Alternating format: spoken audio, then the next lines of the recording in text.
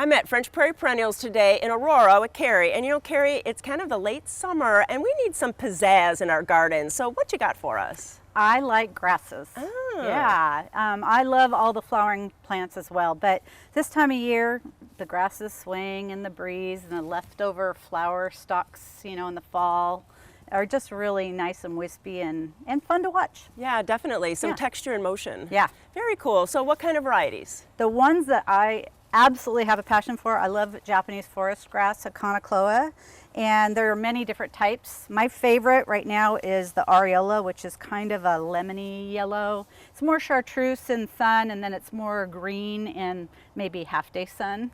But I love that it's not a runner grass. It's a nice clump, easy to maintain, and I don't know, I just like that it spills over the edge. So it's really great along borders of the garden. Ah, in a container maybe. Awesome in a container. Very cool. And what's the one that's two-tone, the tall one? This one up here is Japanese bloodgrass, and I like how the sun plays through its blades.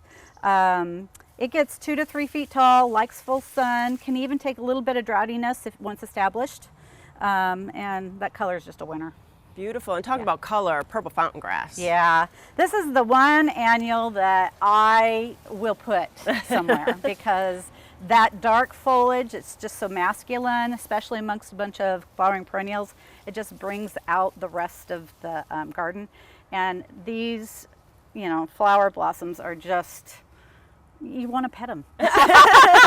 You do, you know. So and they last all the way to frost. They're great. Yeah, and then its cousin, which is a perennial one.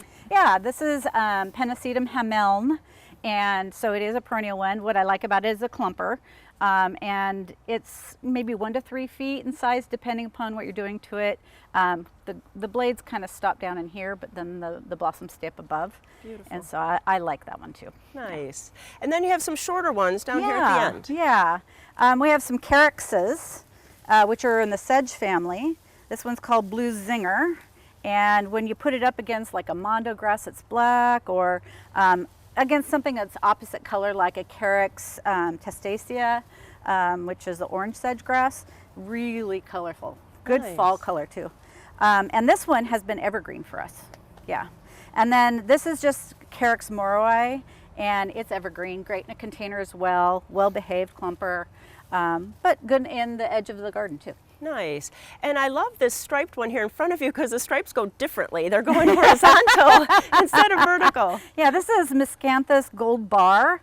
And a lot of people have the tall one that gets 6 feet. Oh, so big, yeah. Yeah, and they feel a little overwhelmed by that. But this one's very well behaved, maybe a foot and a half. And it's a winner. Yeah. Very nice. And then you were saying something about fall or winter interest. So talk to us a little bit about that.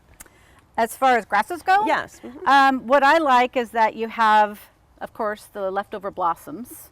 And I just leave them on until they start to look kind of shaggy. Sometimes that's a January time for me. What I like is that these are evergreen, and so when everything else kind of disappears, these are still nice, solid, you know, bones or structure to the garden. Beautiful. Is that what you were asking me? I was, perfect. because I think people forget about that. They think they have to clean them up at the end of the fall and just look at bare soil. So I think it's a great tip. And really come out to French Prairie Perennials because you have a beautiful nursery here. Plus, I love the store. The store is really a stopping point here. It is kind So of if you have any questions, please go to gardentime.tv and we'll click you over to their website. But come out and see Kerry and her staff and enjoy all the fall interest. Thanks so much. Thanks, Judy.